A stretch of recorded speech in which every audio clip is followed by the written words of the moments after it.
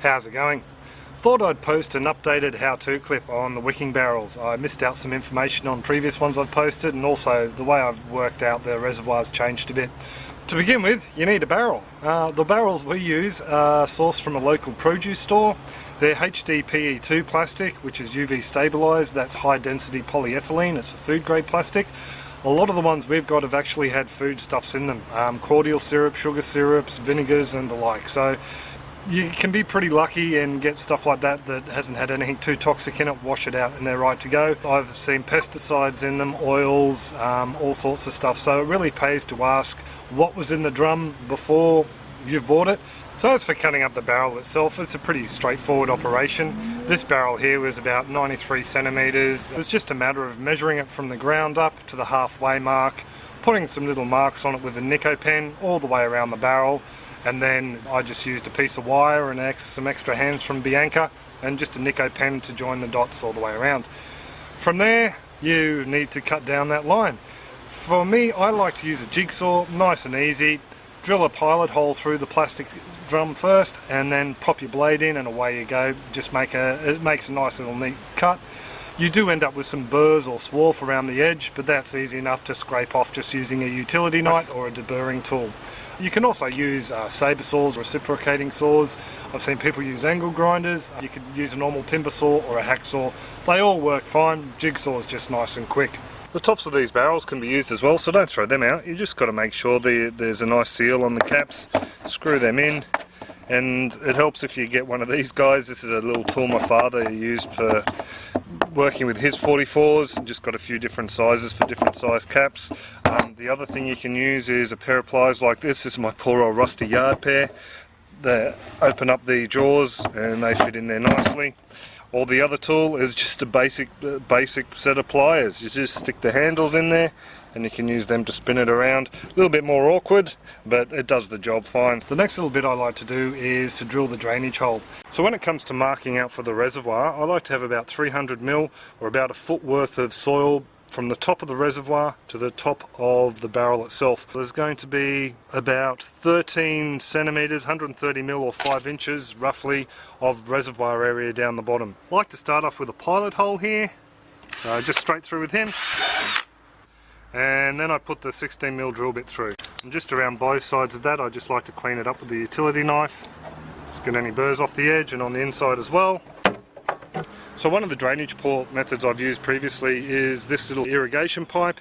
It just gets placed inside some shake cloth.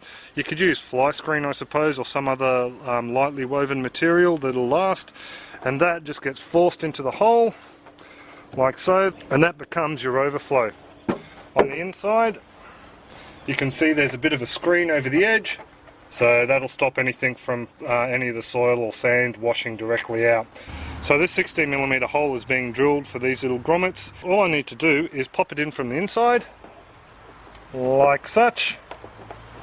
So next to the little barb fitting drainage pipe, it's just a matter of getting your barb fitting, placing it inside your square of loosely woven material or shade cloth, folding it over, and then wrapping one bit around one way, one bit around the other way, making a bit of an S shape, and then just taking a recycled zip tie. You could use any sort of twine as well to hold this in place, as long as it's behind the little barb at the other end there, and zipping it in nice and tight. So it just comes through. It can be a bit of a tight fit at times. Needs a bit of manhandling, but there we go. And that becomes your little drainage port for the excess water, and also to tell when you've filled the barrels up. So it's a bit of what it looks like on the inside down in there. So nice and neat, easy to do. Just quickly on the overflow port itself, there has been some instances where I've made up wicking beds with just a hole on the side of the plastic, and then I've glued some shade cloth to the inside to stop the sand from coming out of the hole, the drainage hole. And what's happened is soil and sand has pushed up against that. The shade cloth has stayed moist the whole time and algae has built up, effectively sealing off all the gaps in the shade cloth. We had a large, very heavy deluge of rain, and it actually turned the wicking bed into a pool, basically a big quagmire. So I've stopped using that technique, and I use the little pipe pretty much all exclusively now in all my wicking containers. Now it's time to start thinking about the reservoir itself and the fill tube. The fill tube is connected through the reservoir, which I'll show you in a little while, but is basically a section of pipe. This is leftover irrigation pipe. This actually used to be part of a hoop house we had here that's been redesigned, and all I've done is cut it to length, and I've put a bit of a bevel at the end, so when it sits on the bottom of the drum or in the irrigation, the reservoir section, water can escape through this bevel cut here. If it was flat like that, it can retard the flow and cause you all sorts of issues, so just a bit of a bevel off the base. For the reservoirs in my wicking beds and barrels, I like to use this slotted ag pipe. What it is a pipe with loads of little slots in it, I don't know if they're coming out there, that is buried behind retaining walls or in low spots in the ground that tend to collect water. Water enters through these slots and is then carried away elsewhere to be dispersed. I like to use it in reverse. I like the water to be stored inside this pipe. As you can see, it's got a rather large diameter. This is a 100mm or 4-inch pipe. It is stored in there and then is slowly released through those little slots out into the sand, which is then wicked up to the soil. I've seen other people use rocks in the base of their wicking barrels, and they just place a geofabric or a weed mat over the top to stop soil getting in there and filling up the cavities between the rocks. But I just really like the idea of this stuff because it does have such a large void on the inside, holds a lot of water. So this is just the basic one. What I do is I put this in the barrel, set it up, and then cover it with weed mat so no sand and fine particle clog up these pipes. There is, however, another variety you can get. It's called socked ag line. Basically the same pipe, and it's just got a fine sock over the top that stops the sand and other bits and pieces from entering into the pipe and clogging it up. So for my wicking barrels, I pretty much will try to use this stuff now. It just makes life a lot easier, and it works out a little bit cheaper in the end because you're not having to buy the weed mat. For the larger IBC beds and the larger in-ground beds, I tend to still use this, mainly because I include rocks in them as well, and I use the weed mat to cover those rocks to stop the sand soaking in. So the barrel's all ready to go now. I've got my little grommet down there and the barb fitting drainage pipe. So what I want to do is snake as much of this in here, but still allow enough room for sand to be able to wick the water from the reservoir area up into the soil. As you can see, that's increased the water volume by a good probably 2 to 3 litres of water in there, which really does count if the barrel starts to dry out. All you need to do then is just cut through the sock around the pipe and the pipe itself, and then with one end of the pipe just tie off the sock just to stop any sand or other bits and pieces getting into the tube.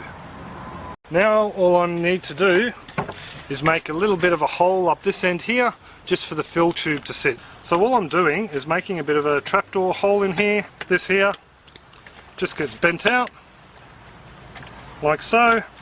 Then the fill tube with the bevel end just gets pushed down in there like such. So now all we have to do is just pull this stocking over the edge and tie it off again. So that just ties it off neatly, just so no sand or rocks could fill up the reservoir pipe. What I've done here is I've drilled a couple of holes in the side of the fill pipe that is closest to the barrel. That way, if I want to still stick a pipe or a hose down there to fill it up, I can do so. It'll slide past the zip tie. If it was across the middle, it'd effectively block it from being able to put something down there. You can put it through the middle if you want, or you could even just do it around the outside if you're not worried about little kids pulling it out. Thought I'd just give you a couple of alternatives to using the slotted ag line. This arrangement here is basically large rocks. It could be pavers, broken bits of pavers, or terracotta pots that are set around the outside of a barrel. I would use more, but this is all I could come up with in the backyard. The idea being is the large voids in between the rocks is where you would store the water. It would just sit there and pool there. The centre bit here you would leave bare, no rocks at all, because what I would think would work really well is putting some shake cloth over the top here like this, and then dumping a whole heap of sand in. What would happen is the water would travel from the outside in the voids in between the rocks into the sand and then wick up. There's a permaculturalist over here in Australia who's posted a clip. His name's Chris. He's done a test between sand and gravel. Gravel didn't wick that well. Check it out for yourself though. So I think large rocks like this, 3/4 of an inch on 20mm, aren't going to wick well at all. So this little sand core just helps the water be sucked up. In saying that though, if the plants are in a barrel long enough, the roots would hit a large rock reservoir anyway and soak up water that way. So just a bit of an idea, just for those who want a little bit extra wicking, a bit of a sand core. Another idea I've come up with similar to this is to use one of these small little flower pots. Just cut some extra slits in the side. This one's got holes on the base of it. Put your weed mat or your shade cloth, whatever you're using, in there. Then fill it with the sand. That also means that you can fill the rocks out into the centre a lot further, also fill them a lot higher, basically meaning there's more holes for water to be stored in. Just open out your weed mat or shade cloth or whatever you're using like that. Dump a little bit of, just a thin layer of sand on top of that, and that'll just allow the water to spread it more evenly over the base of the pot. And it's easy enough just to stick your fill pipe down the side of the weed mat and then into the rock base. Another idea that I've used is making up little water cells. I've pulled some wicking barrels apart, and rather than throwing the offcuts of pipe that I used to use, what I was doing was wrapping them up in some weed cloth, tying them off, and then adding them back into new wicking barrels just to create a new void space for water to pool. Another one again is the earth bucket style one, where you have a false floor in the bottom of your container or barrel, and then you have little pots filled with a wicking substance, maybe coconut coir or sand, and the same sort of deal. The water wicks up through those little cups, hits the bottom of the soil area, and then the water spreads out and is wicked up to your plants. So all different ideas. You're basically limited to your imagination and what you can come up with in creating a reservoir for a system like this, I think. So another little feature I like to put on these guys is just a little handle. I've come off 90 degrees from the fill pipe over here, just over there, and from the drainage port just over here. And I'm just going to whack a couple of holes in the side of the drum like so. And then what I'm going to do is feed through a piece of knotted rope. Then all I'm doing is attaching a bit of this irrigation line, the same sort of stuff that I was talking about before for making the overflow port. That just gets threaded on there, feed the rope through, tie a bit of a knot in there. So there you go, you've got somewhere to grab onto this thing if you need to manhandle it around. And you can also put a bit of rope through here and tie it back onto a hand trolley if you've got to actually pick up the whole unit barrel and move it to somewhere else in the yard. So this is where the barrel's being set up at the end of the lime tree bed here. It's going to have sweet potato in it, and the idea is the sweet potato will grow up a bit of a cage I'm building for it and then grow through the lime tree. It'll just keep the vine off the ground so I don't end up mowing it. So the barrel is in situ now and it's nice and flat.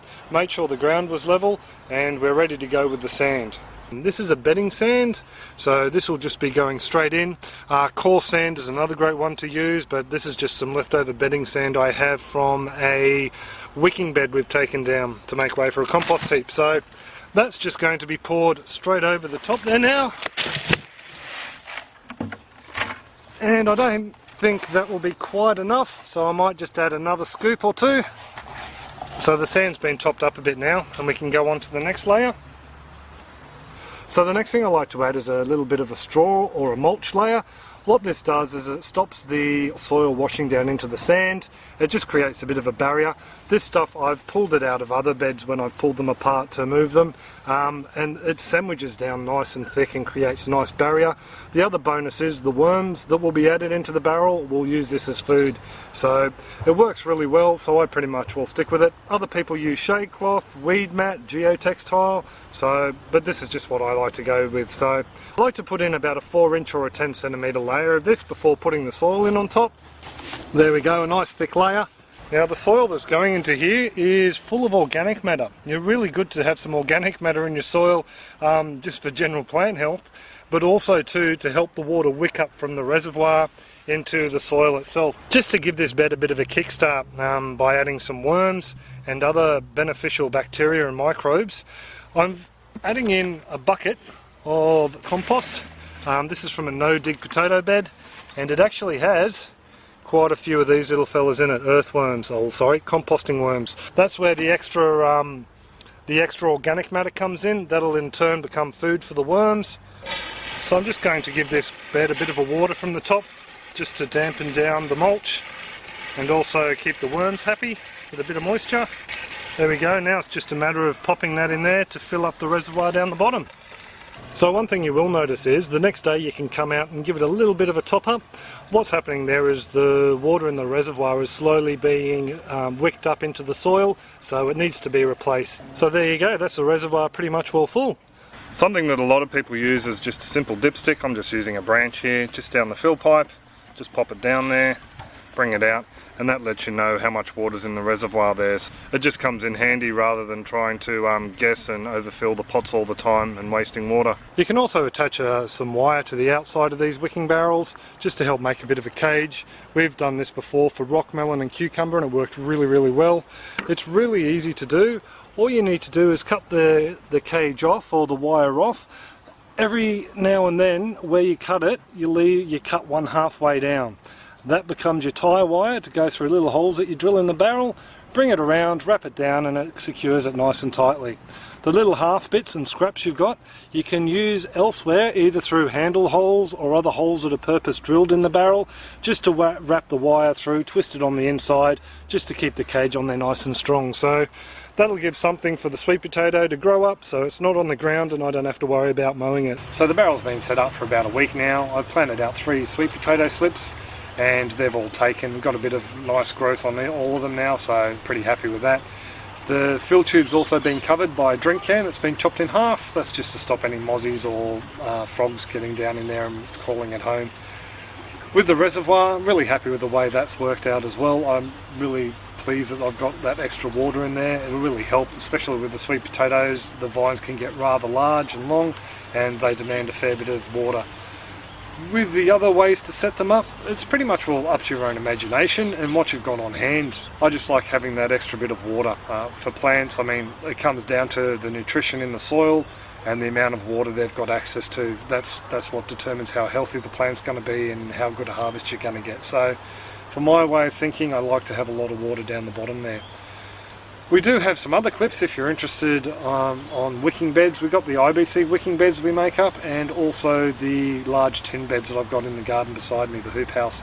They all do rather well, some better than others. Some of the tin beds I think are due for a bit of a renovation. They've been in there for 4 years now and I think I can improve the way the reservoirs are set up in them, so that might be something I'll look at in the near future. There are a couple of links I'll just throw in the bottom there. One's to Colin Austin's website. He's the guy who switched me onto this whole idea. He's popularised it, so check out Colin's site. And also there'll be a link to a forum as well. A guy in the States I follow through an aquaponics forum. He's got some awesome looking wicking beds. He uses crates in his to make up water holding cells down the bottom, so check that out. Well worth having a look at. What else? No, pretty much we'll leave it there. If you do have any comments, questions or suggestions, just pop them in the comments section below and I'll get back to you. Other than that, I hope you all have a great one and take it easy. Catch ya!